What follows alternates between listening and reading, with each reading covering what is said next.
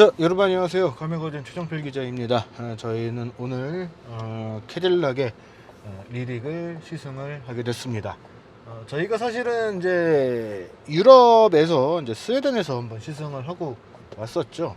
그렇기 때문에 저한테 있어서는 이제 두 번째 시승이 되기는 하는데, 당시에 저희가 타봤던 거하고 그다음에 이제 국내에 들어오게 된 사양하고 조금씩 좀 차이가 있어요. 그래서 그 차이점들에 대한 것들, 국내에는 뭐가 빠졌나, 또 국내에는 뭐가 더 추가가 됐나, 이런 것들을 좀 비교를 하면서 보면은 될 것 같습니다. 아까 이야기를 잠깐 듣기로는 저희가 스웨덴에서 타고 온 건데, 거기서 탔던 차 같은 경우에는 싱글 모터다라고 이야기를 하더라고요. 근데 설명이 달라요. 저희가 스웨덴에서 탈 때 그 현지 직원 설명에서는 듀얼 모터다, 그렇게 이야기를 했었는데, 또 한국에 와서 한국 직원들은 거기서 타신 거는 싱글 모터예요 라고 이야기를 하니까 약간 좀 매칭이 안 되는 것들이 좀 있어요. 그래서 그런 좀 설명상의 좀 차이가 있을 수 있다 라고 생각을 해 주시면은 좋을 것 같습니다. 일단 국내에 들어온 이 차 같은 경우에는 듀얼 모터 모델이고, 배터리는 102kWh 용량의 NCM 배터리 같은 경우에는 좀 많이 들어보셨겠지만, NCMA는 조금 생소하실 수 있거든요. 보통 이게 3원계 배터리라고 해서 니켈, 코발트, 망간 까지를 이제 구성을 해서 요 비율을 어떻게 하느냐를 가지고 조금 이제 배터리의 기술력을 좀 판단을 할 수 있는 척도로 좀 사용이 되고 있습니다. 그 다음에 요 3원계 한 단계 더 나아가서 만들어지게 된 것이 NCMA라고 하는 배터리예요. 이 NCMA 배터리는 니켈, 코발트, 망간에 알루미늄이 추가된 배터리입니다. 그래서 요 배터리에 대한 안정성 혹은 밀도를 더 높이고, 또 화재 위험성 같은 것들을 좀 낮출 수 있는 그런 배터리라고 보시면 되거든요. 그런 배터리를 탑재를 했습니다. 이게 얼티엄 배터리라고 이야기를 하는 건데, NCMA의 구성이 꼭 얼티엄 배터리만의 특징은 아니에요. 다른 배터리 제조사들도 이 NCMA 배터리를 만들고는 있습니다. 만들고는 있는데, 조금 이제 배터리를 이제 GM에서 자기네 전용으로 만든 것이 이 얼티엄 배터리다 라고 생각을 하시면 될 것 같습니다.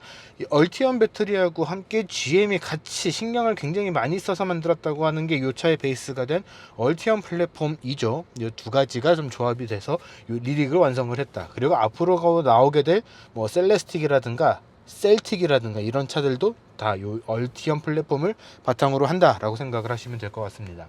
근데 이 배터리의 제조사가 LG 에너지 솔루션이에요. GM하고 합작해서 만든 배터리인데, 그 말은 LG 에너지 솔루션에게 이 NCMA 배터리 기술이 또 있다라는 이야기도 되거든요. 그래서 얼티엄 배터리는 아니겠지만 비슷한 형태의 NCMA 배터리가 LG 에너지 솔루션 배터리에도 탑재가 될 수 있다. 그렇게는 생각을 하셔도 될 것 같습니다.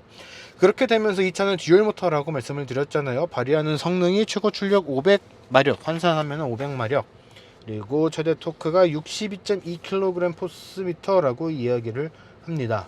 성능이 상당히 강력해요. 최고 속력 시속 210km까지, 그리고 전비는 3.9km/kWh, 0 to 100은 4.6초가 소요된다고 이야기를 합니다. 배터리가 탑재가 된 거, 그리고 듀얼 모터라서 발휘하는 성능, 이런 것들을 비교를 해서 생각을 해보면은 사실 가속력이 그렇게 막 뛰어난 것 같지도 않고, 또 최고 속력도 생각보다 좀 낮은데 라고 생각을 하실 수도 있어요.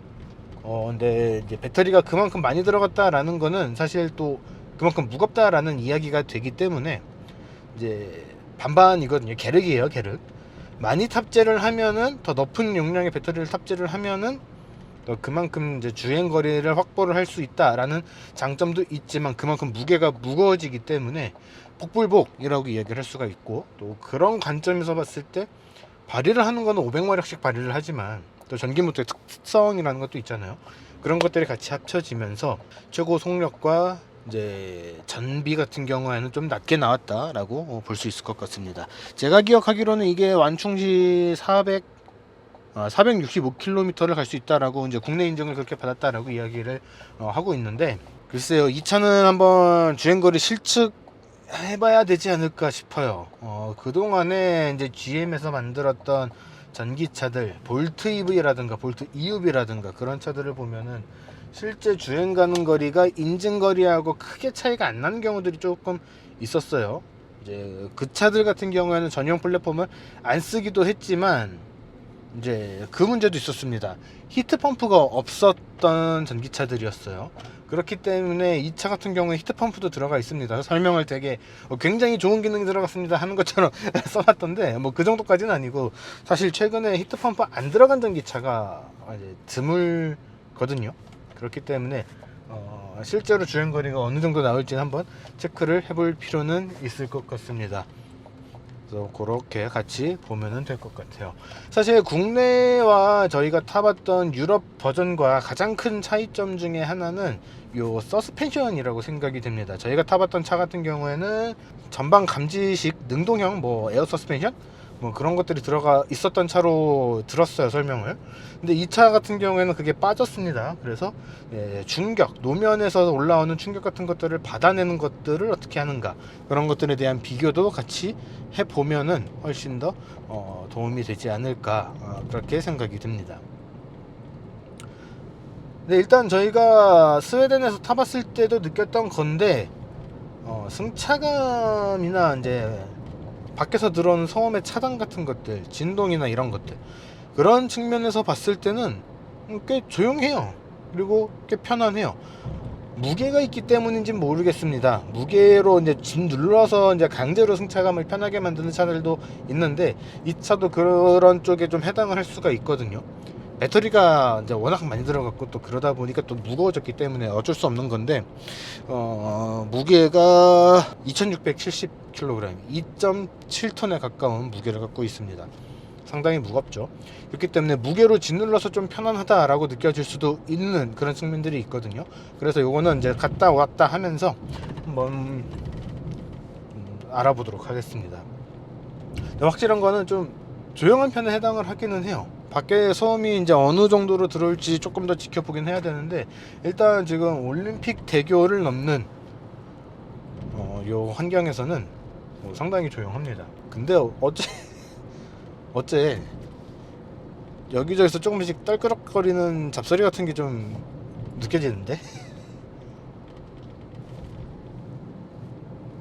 이게 이제 제 짐에서 나는 소리일 수도 있고, 제가 지금 갖고 있는 뭐 물통 같은 데서 나는 걸 수도 있고 그렇기는 한데, 요런 찌그덕 사운드가 조금씩 좀 들어오는 게 좀 의아하네요.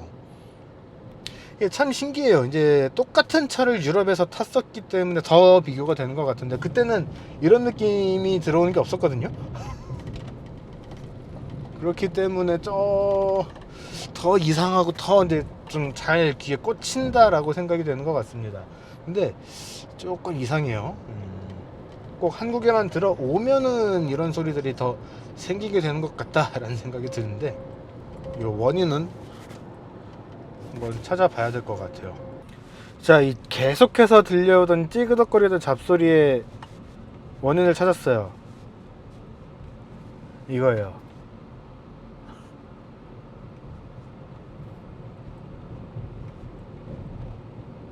확 줄죠? 그럼에도 이제 다른 데서도 그런 소리가 지금 나고 있기 때문에 다른 데도 아마 이런 것들이 좀 있을 것 같아요. 손을 떼면은 계속 나고요. 눌러서 잡고 있으면은 좀 들려요. 그러면 이거는 여기 경첩 부분에 단차가 있다는 소리잖아. 이거를 못 잡아서 이럴 일이야? 1억짜리가? 야, 이거 좀.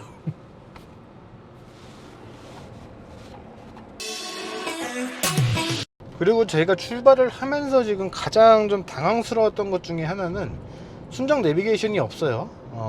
이제 저희가 유럽에서 탔을 때는 순정 내비게이션이 있었습니다. 이제 구글맵 기반이었던 것으로 기억을 하는데, 텀텀이었나 구글이었던 것으로 기억을 하는데, 순정 내비게이션이 있었고 또 그게 상당히 나쁘지 않은 그런 길 안내 혹은 지도 이미지를 보여줬었거든요. 근데 국내에는 그게 빠져버렸습니다. 다른 수입차 브랜드들 보면은 텀텀 내비게이션을 쓰는 경우도 있고, 뭐 어쨌든 내비게이션을 웬만하면은 기본적으로 탑재를 해주는 편이에요. 근데 이번에 리릭이 국내에서는 이제 무선 스마트폰 미러링을 통해서만 내비게이션을 볼 수 있도록 해줬습니다. 애플 카플레이나 안드로이드 오토로만 이제 볼 수 있도록 해줬는데, 지금 저 같은 경우에는 애플 카플레이를 연결을 해놓고 네이버 지도를 쓰고 있거든요. 전체 화면의 크기가 33인치라고 이야기를 하는데, 요 내비게이션 부분을 보면은 한 대충 한 절반 조금 안 되게 쓰고 있습니다. 근데 그 정도 넓이에서 실제로 카플레이 화면이 뜨는 거는 또 한 4분의 3 정도 밖에 안 돼요.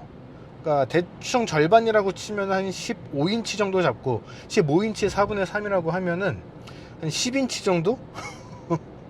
10인치 조금 넓게 잡으면 11인치, 12인치 정도라고 볼 수 있을 것 같은데, 그렇게 되면은 요 33인치의 의미가 별로 없어지게 되거든요. 순정 내비게이션이 없으니까 사실 이런데 가운데다가 같이 연동해서 띄워주는 것들도 잘 안 될 수밖에 없습니다.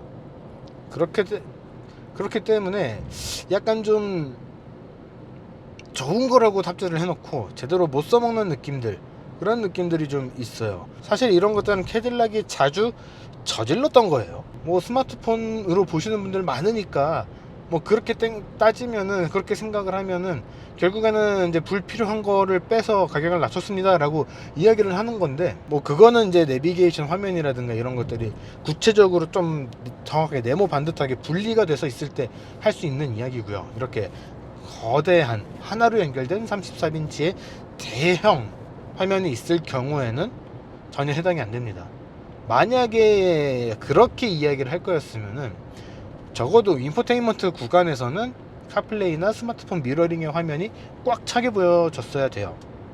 그렇지 않다는 거, 그렇지 않다는 점에서 봤을 때는 이거는 이제 반쪽짜리 33인치 디스플레이가 됐다라고 볼 수 있을 것 같습니다.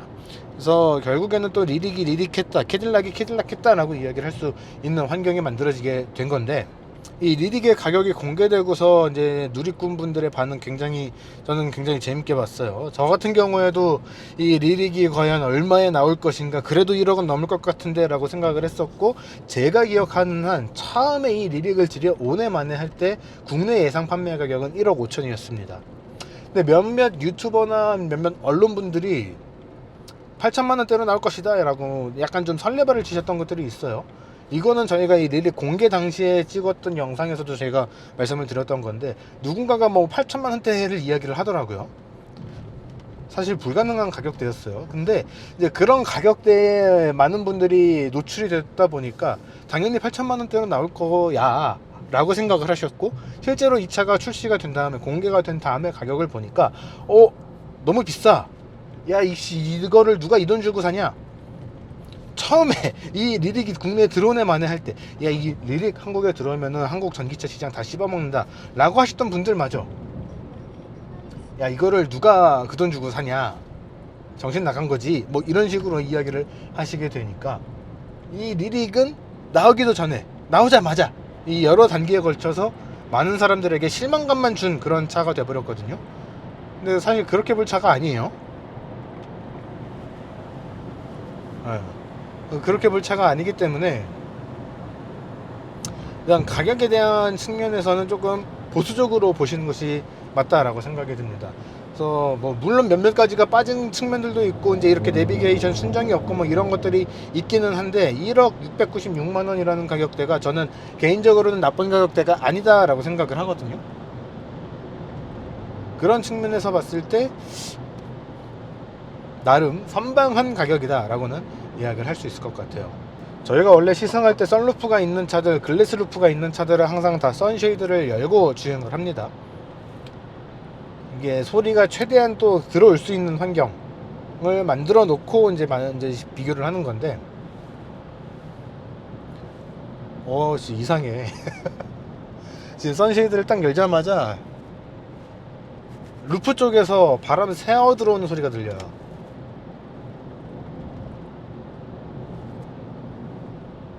그리고 처음에 말씀드렸던 약간 좀 찌그덕찌그덕한 소리가 조금 사라졌어요. 완전히 사라진 건 아니고 조금 사라졌는데, 그런 거에서 좀 생각을 해보자면은 선쉐이드에서 나는 잡소리도 조금 있었다 라고 볼 수 있을 것 같아요. 이게 소리가 들어갈지 모르겠어요. 슉 하고 들어오는 소리가 계속 있거든요. 그래서 1억 696만 원이라는 가격 자체는 나쁘지 않은 가격처럼 느껴질 수 있겠으나 여전히 미국 차는 미국 차다라는 그런 평가들도 좀 피하지는 못할 것 같다라는 생각이 듭니다. 그리고 또 한 가지, 지금 제가 라이트가 켜졌나 안 켜졌나를 좀 확인을 해보려고 이제 레버를 좀 찾았어요. 이제 계기판에서 보는 것도 있지만 레버를 통해서 어떤 라이트가 지금 적용이 되어 있나, 그러니까 이제 강제로 켜는 것도 있고 자동도 있을 거고 차폭등이라든가 안개등이라든가 뭐 이런 것들이 있죠. 그런 것들을 확인을 해보려고 라이트 부분을 좀 찾았는데 알고 있어요, 요 왼쪽 디스플레이에 있다는 거. 그래도 좀 이제 익숙하지 않은 차니까 좀 헤맸는데 요 왼쪽 디스플레이 끝에 있는 거, 요거는 조금 시인성도 그렇고 조작성도 그렇고 조금 떨어지네요. 요 스티어링 휠에 미묘하게 그 경계선이 가려서 실제로 보이는 부분들은 다 보입니다. 그런데 그래도 이제 확 와닿지 않는 그런 위치라고 볼 수 있을 것 같아요. 화면이 오묘하게 가리고 그 사이사이로 진짜로 떠 있는 정보들은 다 보이게 되어 있는데 잘 모르겠습니다. 저희가 이제 수시로 이제 강조를 하는 거예요. 이제 사람에게 편리함을 주고자 장착을 했다, 혹은 편리함을 주고자 개발을 했다라고 하는 것들이 실제로 쓰기 편한가가 굉장히 많이 다르거든요. 저희가 그래서 항상 대표적으로 말씀을 드리는 게 벤츠예요. 벤츠의 슈퍼스크린이나 하이퍼스크린 같은 것들, 가운데 굉장히 큼지막한 디스플레이 있고 조수석까지 디스플레이가 있어서 뭐 제로 레이어 뭐 이런 이야기를 하면서 사용자의 패턴에 따라서, 루틴에 따라서 자주 쓰는 것들을 그때그때 띄워준다 뭐 이런 식으로 하는 건데, 그게 정말로 편리한가? 그런 게 들어가기 전부터 벤츠의 인포테인먼트 UI UX는 너무나도 쓰기 복잡해져서 사용자들이, 안 그래도 연령층이, 구매 연령층이 높은 차인데 그런 분들에게, 소비자들에게 불편함을 오히려 주고 있었다라고 저희는 항상 이야기를 해 왔었는데, 캐딜락도 약간 좀 그 비슷한 느낌들이 좀 생기기 시작을 한 것 같아요. 원래부터 캐딜락을 타셨던 분들도 조금은 헤맬 수도 있겠다라는 생각이 좀 듭니다. 그리고 리릭이 좀 상당히 강조를 했던 것 중에 하나가 사실은 원페달 디멘션 드라이빙이었나요? 뭐 아무튼 원페달 드라이빙 기능이 들어가 있습니다. 근데 저희가 지금 그거를 안 쓰고 있는데, 안 쓰는 이유는 간단합니다. 굉장히 세요. 단계 조절이 보통이냐 강하냐 두 가지 단계로 조절을 할 수가 있고 아예 끌 수도 있습니다. 근데 보통을 해도 강하고 강하게를 하면은 너무나 강해요. 물론 이제 다른 차들도 이제 원페달 드라이빙이 있는 차들은 요거를 좀 세밀하게 컨트롤 해줘야지 브레이킹과 가속의 좀 중간적인 점들, 그래서 한 페달 하나만 가지고 세밀하게 그냥 일반적인 차들 타듯이 조절할 수가 있는 건데, 그냥 기본적으로 이게 제동력이 세니까, 회생제동이 센 건지 뭐 브레이킹이 센 건지 모르겠습니다. 하여튼 제동력이 세니까 조금 조절하기가 쉽지가 않아요. 너무나도 세밀하게 좀 조절을 해줘야 되는 그런 모습들이 있다 보니까 이거는 제가 지금 꺼버렸습니다. 이런 것들을 사실 드라이브 모드를 쉽게 바꾸기가 조금 힘들어요. 이제 홈 화면에 기본적으로 떠 있기 때문에 그거를 통해서 좀 쉽게 투터치 정도로, 원터치 또는 투터치 정도로 조작을 할 수 있도록 되어 있기는 한데, 드라이브 모드까지 바꾸려면은 홈으로 들어가서 화면을 하나 넘겨서 드라이브 모드로 들어가서 이거를 바꿔줘야 되거든요. 그리고 다시 원래 내비게이션 화면으로 돌아가야 되고요. 이런 이제 조작 횟수에 따른 편의성, 이런 것들은 좀 떨어지는 것 같습니다. 그러니까 이게 사실은 순정 내비게이션이 들어갔으면 조금 더 간소화될 수 있었던 그런 포인트들이 있어요. 그러지 못한다라는 게 굉장히 좀 아쉽게 느껴지고 있습니다.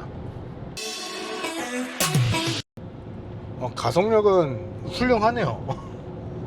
사실 500마력이라는 출력을 발휘를 일단 하고 있기는 하기 때문에,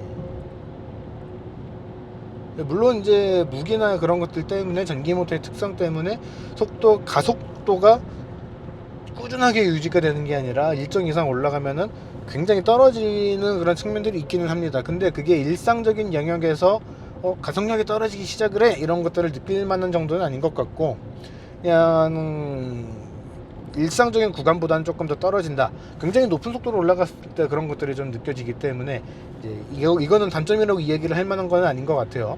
근데 어쨌든 가속력은 훌륭하다, 라고 볼 수 있을 것 같습니다. 전비 같은 경우에도 지금 4.3km/kWh가 표시가 되고 있는데, 일상적인 주행 환경에서 이야기를 한다면은 5km까지는 못 갈 것 같아요. 한 4.8, 4.7 정도까지는 갈 수 있을 것 같거든요. 그 정도에서 좀 평균치, 조금 더 속도를 내고 다니시는 분들이라면 한 4.5, 아니면 지금 저희가 보고 있는 한 4.3 정도에서 전비가 나오게 될 것 같습니다. 평균 전비가 그 정도로 나오게 될 것 같고, 이제 물론 그런 것들은 있어요. 작정하고 전비를 높여야지라고 하면은 더 올라갈 수 있는 그런 포인트들 분명 있습니다. 근데 그렇게 따질 건 아닌 것 같고, 전비 자체는 나쁘지 않게 보여준다, 그렇게 볼 수 있을 것 같아요. 조금 요약해서 정리를 해서 말씀을 드리면은, 일단 이 전체적인 소음 차단은 괜찮은데 군데군데서 이상하게 계속 들려오는 소리들, 바람 소리가 이제 썬루프 통해서 계속 새어들어 들어오는 거라든가, 어디선가 계속 찌그덕거리는 거, 이거는 사실 밖에서 들어온다기보다는 안에서 나는 소리들이거든요. 이런 소리들이 완전히 차단이 안 됐다는 게 소음 차단 능력에서 잘 가다가 크게 깎아먹는 요소라고 이야기를 할 수 있을 것 같습니다. 그리고 두 번째는 성능은 괜찮다, 달리는 거 꽤 잘 달려주고, 코너링 같은 경우 이제 차선을 확 바꾼다거나 했을 때 안정감 같은 경우 상당히 수준급에 들어가 있다, 이렇게 볼 수 있을 것 같아요. 세 번째는, 그럼에도 이제 에어 서스펜션의 부재는 조금 많이 아쉽다, 그렇게 볼 수 있을 것 같습니다. 에어 서스펜션이 아쉬운 거는 이제 급격하게 차선을 바꾸고 했을 때 자세를 빨리 잡아주느냐, 조금 민기적거리며 잡아주느냐인 것 같아요. 요정도 차급, 요정도 무게, 그리고 캐딜락이 맨날 주장을 하는 프리미엄 브랜드, 뭐 그런 것들과 매칭을 시켜서 본다면은 더 확실하게 잡아줘야 되는 모습들이 좀 있어야 될 것 같거든요. 그런 부분에서는 조금 많이 부족하다, 에어 서스펜션이 빠진 게 그렇게 좀 아쉽게 다가온다, 그렇게 볼 수 있을 것 같습니다. 네 번째는, 그래도 가격대는 하는 것 같다라는 겁니다. 뭐 이제 뭐 자세를 이렇게 잘 잡아주고 세게 나가고 뭐 그런 것들은 사실은 이제 리뷰하는 저희들 같은 입장에서 좀 봐야 되는 거고, 일상적으로 이 차를 타시는 분들은 그렇게 주행 안 할 거란 말이에요. 그런 분들이 찾는 것들은 고급스럽고 편안한 거, 그런 측면에서 봤을 때는 일단은 시트 굉장히 편해요. 그리고 밖에서 들어오는 충격 같은 것들, 에어 서스펜션이 없다고 해서 조금 아쉬운 부분들도 분명히 있긴 하지만 그래도 잘 잡아주는 편이에요. 그런 측면에서 봤을 때는 1억 정도의 가치는 한다 라고는 볼 수 있을 것 같습니다. 보조금에 해당이 되지 않는 차기 때문에 거기에서 뭐 가격이 뭐 크게 떨어질 일은 없거든요. 이제 프로모션을 어떻게 하느냐에 따라서 좀 차이는 있겠지만, 일반적으로 이 차를 타실 분들이 어느 환경에서 주행을 하는가, 그거에 비교를 해서 보게 된다면은 1억의 가치는 할 수 있을 것 같다라고는 생각이 듭니다. 문제는 이제 저거죠. 경쟁 차종이 1억 언저리에 있는 것들이 워낙 쟁쟁합니다. 1억 언저리에 있는 차들을 뭐가 있냐를 좀 보게 되면은, 일단 EQE 있고요, Q8 e-tron 있고요, Q8 e-tron 스포트백도 있죠. EV9도 1억대예요. EV9은 심지어 이것보다 더 커요. 볼보 같은 경우에는 EX90 나올 거예요. 뭐 그거는 1억보다 훨씬 더 높게 가격대가 책정이 될 것 같긴 하지만, 그리고 이제 폴스타 같은 경우에도 폴스타 4 나올 거예요. 그런 차들과 비교를 했을 때 리릭이 압도적이냐라고 이야기하기는 좀 어려울 것 같아요. 그 이유는 간단합니다. 리릭이 우리나라에 들어온 게 늦은 거지, 글로벌에서는 출시된 지 한 2-3년 됐잖아요. 2-3년 된 차들하고 이제 막 나온 차들하고 비교를 하려니까 밀릴 수밖에 없거든요. 그거는 항상 GM의 문제예요. 굉장히 좋은 차 잘 만들어서 출시해요. 그 당시에 빠르게 갖고 왔으면은 승산 있어요. 근데 빠르게 안 갖고 와요. 왜? 글로벌 물량, 미국 물량 뭐 이러면서. 그러면서 한국에는 전기차 생산 물량 안 줘요. 출시가 늦으니까 최신 모델들하고 경쟁을 해야 되는 구형 모델이 돼버리는 거거든요. 그러면 답이 없습니다. 그래서 1억의 가치는 충분히 하나, 경쟁 모델 대신 이 차를 선택할 이유는 잘 모르겠다라는 생각이 듭니다. 그래서 저희가 사실은 리릭이 처음에 공개가 될 때 제목을 그렇게 잡았어요. 이게 되겠나? 그래서 다시 한번 그 생각을 말씀을 드리면서 영상을 마무리를 해야 될 것 같습니다. 괜찮은데, 나쁘지 않은데 이게 되겠나? 자, 이번 영상은 여기까지고요. 저희는 또 조만간 다른 시승 영상으로 돌아올 수 있도록 하겠습니다. 구독과 좋아요, 알람 버튼까지 좀 부탁드리고요. 저희는 또 다음에 올게요.